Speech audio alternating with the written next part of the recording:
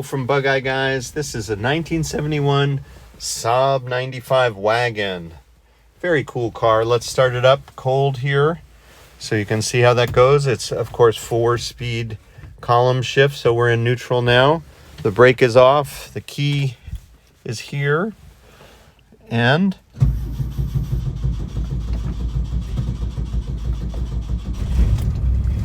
have to pump the gas twice. There is a choke here, but I don't generally find you need that. Maybe you do. So the choke's on about 1/3 now. Let's take a look.